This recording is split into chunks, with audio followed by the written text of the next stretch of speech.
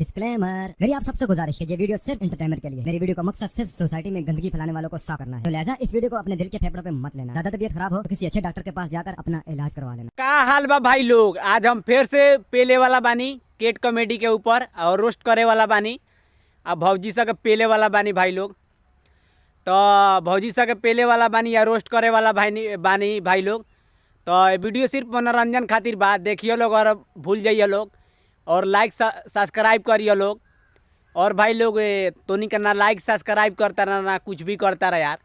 लाइक subscribe करने में कितना समय जाला यार, फिर भी तोनी का गांड मारा होता रहा, लाइक सब्सक्राइब ना करता रहा यार। तो लाइक सब्सक्राइब करो लोग, भाई के सपोर्ट करो। अब भाई लोग काम में से टाइम निकाल के वीडियो बनावे नहीं, सिर्फ तोनी खातिर प्यार पावे खातिर। तो भाई लोग भाई के हमारा के सपोर्ट करो लोग। और भाई लोग फिर से केट कॉमेडी के ऊपर रोस्ट करे वाला बानी या भौजी सा के पेले वाला बानी। तो भाई लोग बिना कोनो लड़ा वाला सुन के वीडियो स्टार्ट करल जाओ। आ चलो भौजी से पैंट खोल लेबा, पेला पेली साथ करल जाओ। देखाओ ना, ए बुरवा देख न ले, देख ए छिया तेरे तब देखा तारो लोग भाई लोग के कहता भौजी बुरवा देख बेले देख। अरे तोरी बहिन चुदो ई बुर देखावा तारी का देखावा तारे रे, कर बहिन चुदो वीडियो में कुछ भी दिखा देता रे। तो एगो काम कर, बुरवा देखावा कर बहिन चुदो हमरा से पेलवाओ। आओ तोर बहिन चुदो गाँव में पेली पटक पटक के लसेर के ना एक बहिन चुदो बुर देखा के कहता कि ले बुर देख। अरे तोर बहिन चुदो आओ गाँव में पेली पटक पटक के लसेर के ना कोनो बात में लेकर बहिन चुदो कुछ भी कॉमेडी बनावता रे। कर बहिन जो कॉमेडी पर गाड़ मारा होता रे भोसड़ी वाले पेले में तो और बहिन चुदो गाड़े उजर हो जाई। तो देखे के बा गड़िया ना बुरचो तो हम बाबू तो उघार दे गड़िया देखा तारो लोग भाई लोग के कहता भौजी कि और कुछ देखे के बा गड़िया। तो हाँ भौजी हमरा के देखावा तो और बहिन चुदो, लेकिन देखे में पेलबो करे में तो और बहिन चुदो देबू का दे दिया हो। गाँव के खेत में पेले भी तो और बहिन चुदो गड़िए फाट जाई।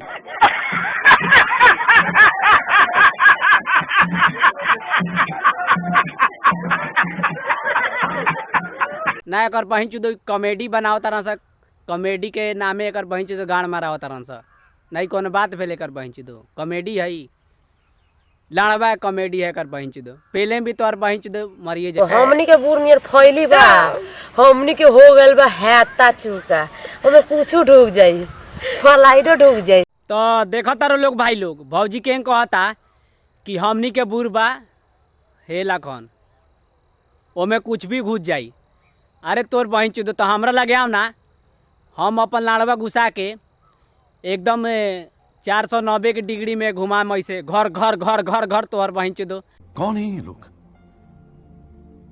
कहां से आते हैं कि बुर के तोहर एक बहिन चो रसगुल्ला बन जाई। ना एक बहिन चो कोनो बात भेल, अपना अपना बुर के करिया बुर के बड़ाई करता एक बहिन चुदो। केतनो पेलवा एक बहिन चुदो जौन बुरवा केंगा बनाई यार, एक हाथे मोबाइल में तब बना देती। जौन बुरवा जौन फैल गेल बा एकर बहिन चुदो फिर से दोबारा ऐसे थोड़ी ना होई, जौन फैल गेल बा कभू ना हो सकेला। तो वैसे कहता है तोहर बहिन चो जौन फैल गेल बा दोबारा एंगा ना होखे वाला बा। तो बकचोदी कम कर लो एक बहिन चुदो। हमरा तो बुझाता है बहिन चुदो कॉमेडी करता रहा सा गाड़ मारा होता रहा सा। और जौन सरवा शूटिंग करता वीडियो हुआ मन करता सरवा के लाड़ चला के मारी एक बहिन चुदो के ना यार। वो पहले वीडियो बाद में शूटिंग करी, पहले कनिए के लेके पेली तेकर बहिन चुदो के इतना गंदा बात करता है कर बहिन चुदो। तो हमनी कहला बानी पेल के सुधारेला, हमनी रोस्ट करके सुधारे में कर बहिन चुदो सके।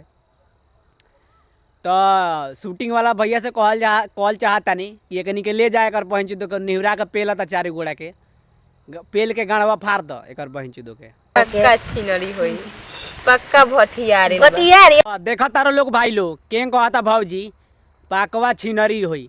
अरे तोरी बहिन चुदो तोनी 4 गोड़ा डनेरवा बैठ के मतलब तोनी कामना एंगल से कर बहिन चो छिनरी ना लगाता रे, तो तो 1 नंबर के रंडी लगाता रे कर बहिन चुदो। समझ रहे हो आप समझ रहे हो।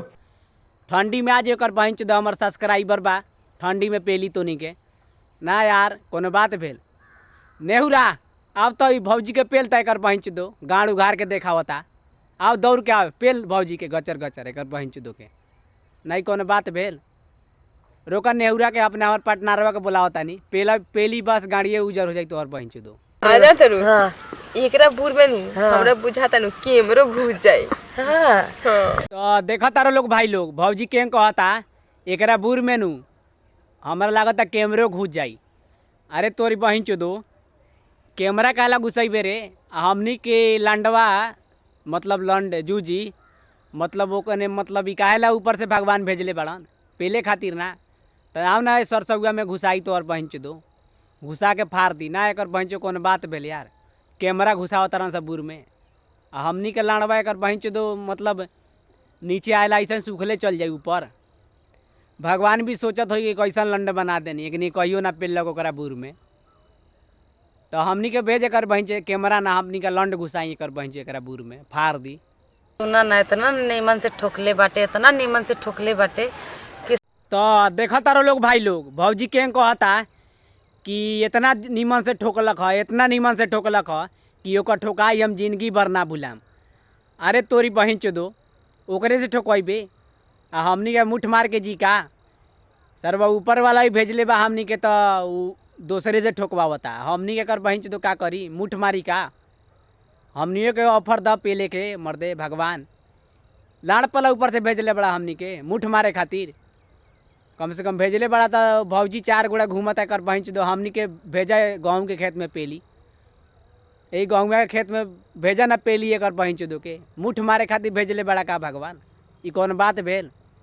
नीचे रहता भगवान तो सबसे पहले तोरे गाड़ मरती नहीं। अरे तोरी बहिन चोदो ओकरे से ठोकबे आ हमनी के मुठ मार के जी का सरवा ऊपर वाला ही भेजले बा हमनी के तो दोसरे से ठोकवावता हमनी के कर बहिन चोदो का करी मुठ मारी का। हमनियो के ऑफर द पेले के मर्दे भगवान लाड़ पला ऊपर से भेजले बड़ा हमनी के मुठ मारे खातिर कम से कम भेजले बड़ा तो भौजी 4 गोड़ा घूमत है कर बहिन चोदो हमनी के भेजा गेहूँ के खेत में पेली यही गेहूँ के खेत में भेजा ना पेली एक बहिन चोदो के मुठ मारे खातिर भेजले बड़ा का भगवान ई कौन बात भेल। नीचे रहता भगवान तो सबसे पहले तोरे गाड़ मरती बाद में ही भौजी के 4 गोड़ा के। हाँ यार कम से कम गरीब के तनी देखो यार ठंडा में मरता मुठ मार के भेजबा तब ना पेलल जाई। एक दर्जन भाई सब तीन का तो एक बेला शायद 10 गो बाल बचाओ लाइन लगा देले बा यहां ए हम 12 को एक बार में बियाइनी है। तो देखा तारो लोग भाई लोग भौजी के कहता कि ये हम 12 गो बियनी हाँ। अरे तोरी बहिन चोदो तो मतलब 12 गो लइका बियले है कुत्ती बाड़े का रे तोर बहिन चोदो कि 12-13 गो बियाता रे ना कौन बात भेले कर बहिन चोदो मतलब 12-13 गो एक बहिन चोदो बियाता कर बहिन चो कुछ भी यार बकचोदी वीडियो में कर देता है कर बहिन चोदो। हमरा लागत है कर बहिन चो जन सारवा वीडियो शूट करता है कि पेलत काहे नहीं है कर बहिन चोदो पेली तब ना कर बहिन चोदो वीडियो ऐसा बनावल शूट बन ना करिए कर बहिन चोदो।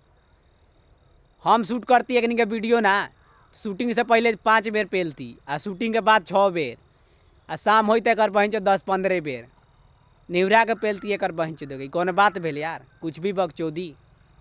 ला देखबो देख ल ध्यान से। ला ला पीबू पिया दा ला पीला बाप रे देखा तारो लोग भाई लोग के कहता भौजी के ल पीबू तो हमरा के पियावा ना तोहर बहिन चोदो हम पियम तोहर दूध आ दूध पिए से पहले तोहर बहिन चोदो तोरा चूचिए में पहले पेले में कर बहिन इतना गोर गोर रसगुल्ला देखावता रे तोहर बहिन चोदो आ कहता रे दूध पीबा हम पियम लेकिन पिए से पहले तोरा चूचिए में पेलम तोहर बहिन चोदो इतना गोर चूची देखावता रे मन करता है कर बहिन चोदो मुठ मार ली आइडिया अब मुठ मारब।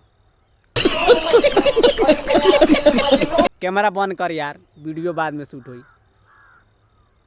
भाई लोग मुठ मार लेनी है कर बहिन चोदो इतना गोर चूची देखावता है कर बहिन चोदो तो कौन कंट्रोल करी यार मुठ मार लेनी है मजा आ गया यार।